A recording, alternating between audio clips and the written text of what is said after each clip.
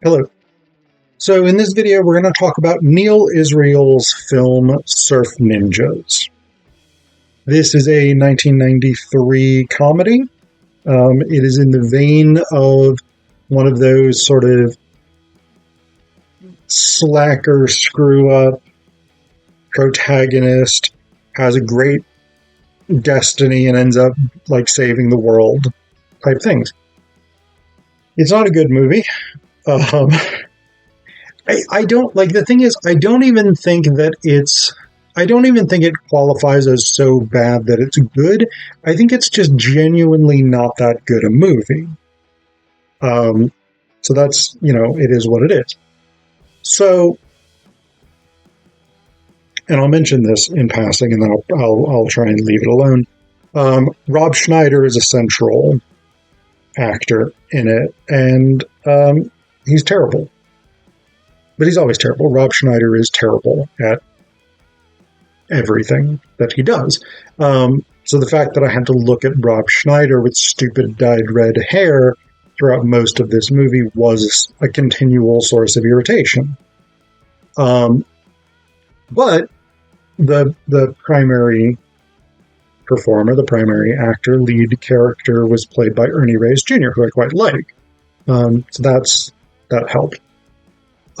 So, Surf Ninjas is about these two brothers, Johnny and Adam, who live in California, and they are surfers, skaters. We know that they don't really pay attention in school. They don't do their homework. Their adoptive father, Mac, tries to get them to, take some responsibility for their lives, and they basically just refuse. So again, you got that sort of slacker character, in this case, two slacker brothers.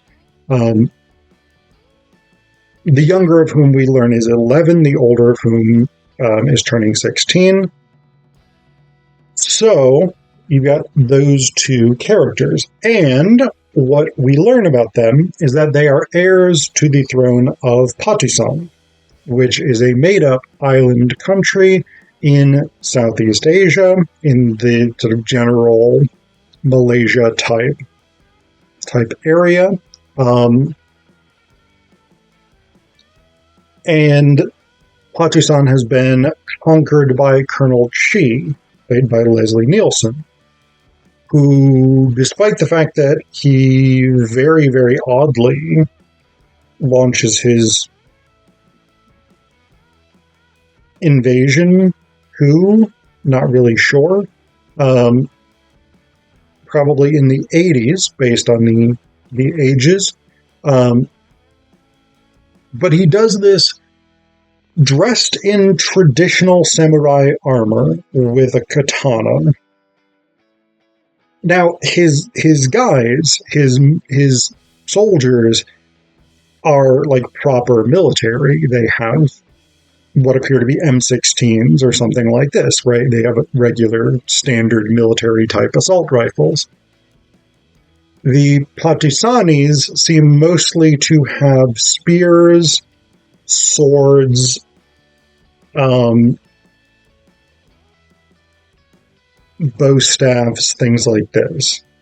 So we'll talk more about all that because that's incredibly problematic. But my point is that Leslie Nielsen, who shows up in samurai armor to take over this Asian nation,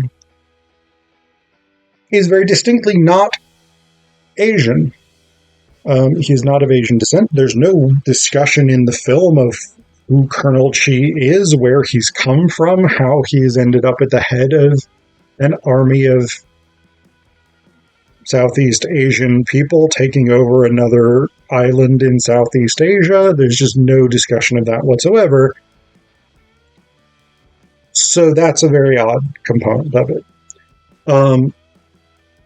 What we learn is that Zach, who was the head of security, basically for the previous king of Pakistan, and also his brother, so Johnny and Adam's uncle, Zach had given the two princes to Mac, who was a former U.S. sailor who's just hanging out in Patisan, I guess working in some unspecified capacity for the Patisani royal family.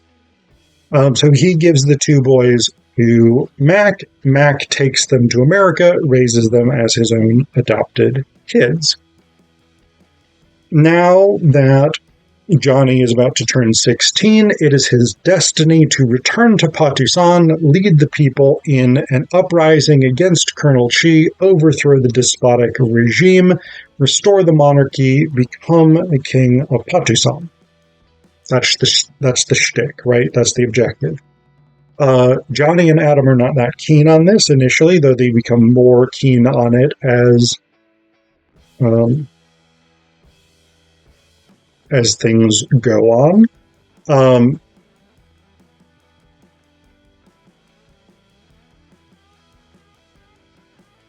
Basically, they get attacked by a bunch of ninjas repeatedly, and Zach fends off those ninjas and manages to get Johnny and Adam out of these situations.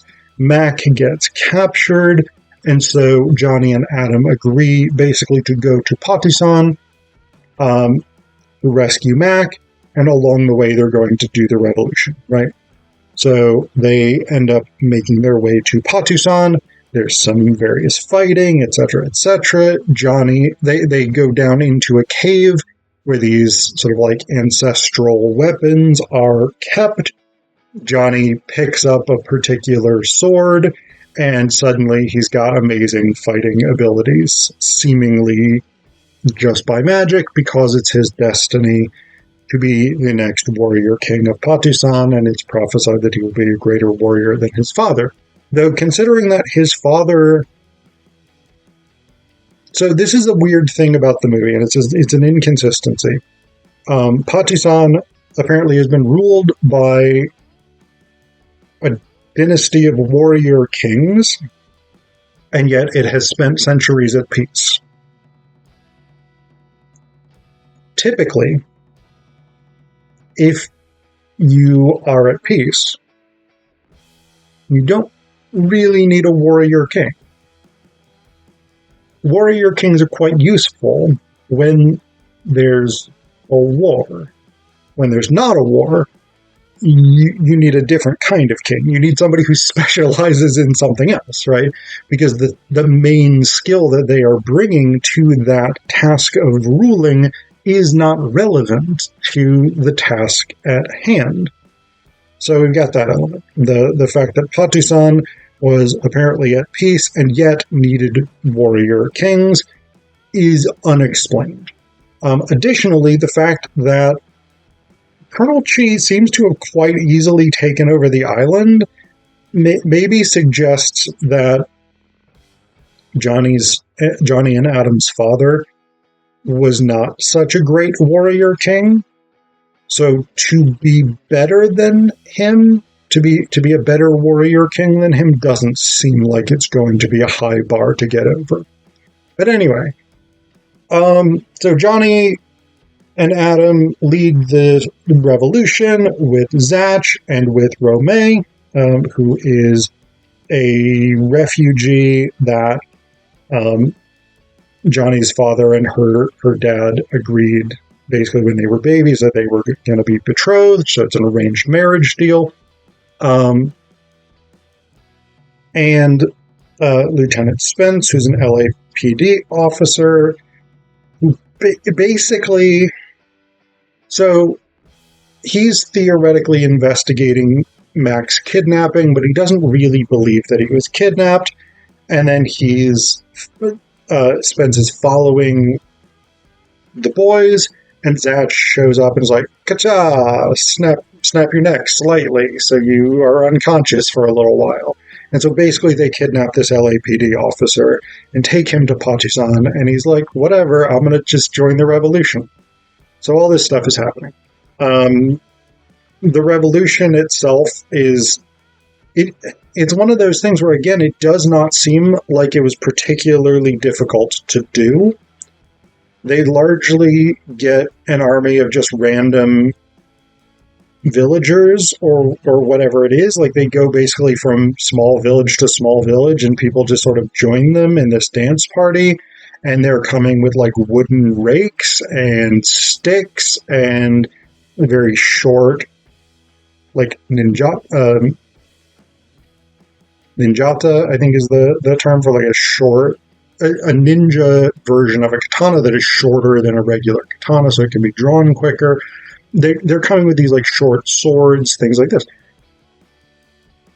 Remember, Colonel Chi, his army has assault rifles. Like it's a proper modern military. And in one fight, with a little bit of dynamite, and other than that, just hand-to-hand fighting with people with no military training, Colonel Chi's army is defeated. I mean, again, I know that this whole shtick is the boy's father was a great warrior king, he's going to be a great warrior king, but it seems like they've come up against the least competent modern military force in the history of the world. Like, it's very, very strange how easy it is for this basically unarmed group of random villagers to defeat Colonel Chi's army, and the fact that no one has done this before makes it seem like they've just lived under this moderately brutal regime, sort of just out of indifference. So there's all that.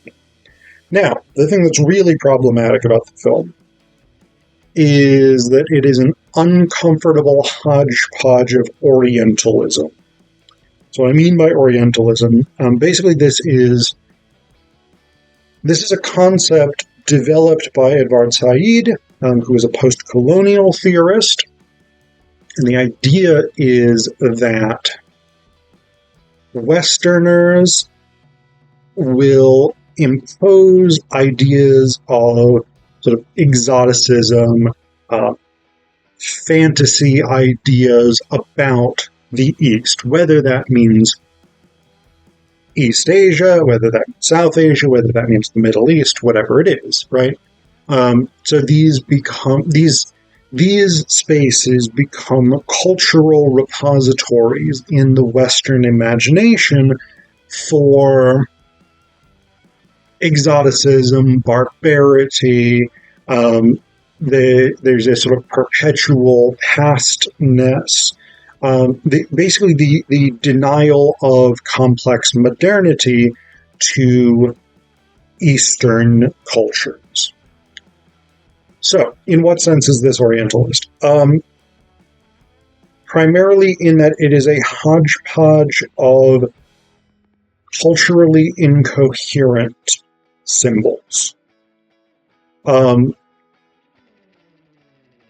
So the general aesthetic of Patusan is somewhat Southeast Asian.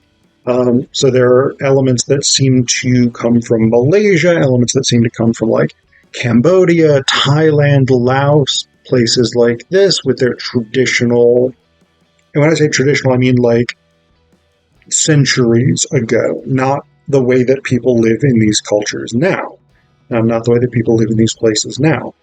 So like the aesthetic is a sort of blending of various parts of Southeast Asian cultures, some of which are very much not the same culture, even if they're sort of interrelated, right? It's sort of like, I guess it's sort of like if you put a striped Breton shirt from France and a Tyrolean cap from southern Germany and I don't know, a kilt from Scotland on somebody, right? They're all European cultures, but they're not all the same culture. No individual person would actually wear all of those things, right? It would not be culturally coherent in any way. It's the same kind of thing here. And then again, you've got Leslie Nielsen, who shows up inexplicably in a full samurai outfit, right? This is the 1980s into the 1990s. The samurai did not wear this type of armor for at least a century, right? No one would wear that into battle in the 80s or 90s. You just wouldn't. It doesn't make any sense. So you've got all of these things, and then you've got stuff that doesn't necessarily sort of make that much sense, right? Like, this is... It's again, the point that I keep coming back to with this is, and I'm struggling to sort of explain how culturally incoherent it is, but this is the point, right? It is a blend of different Asian stuff just stuck together at random that doesn't make sense together. It doesn't all fit together. It doesn't work as a coherent depiction of how a particular culture would function, because it is bits and pieces from very different cultures jammed together. And what it kind of says is, yes, stick stuff together at random, because an American audience is not going to know, an American audience is not going to care whether or not this is in any sense a reasonable depiction of a culture that would exist on a small island off the coast of Southeast Asia. And so this is sort of the thing, right? This is what Orientalism, or this is one component of what Orientalism is about, right? It is the exoticization of the East on the premise that we cannot and should not actually engage with Eastern cultures on their own terms, because they are strange and mystical, right? That they are foreign to us, and so we have no obligation or benefit in engaging with them on their own terms.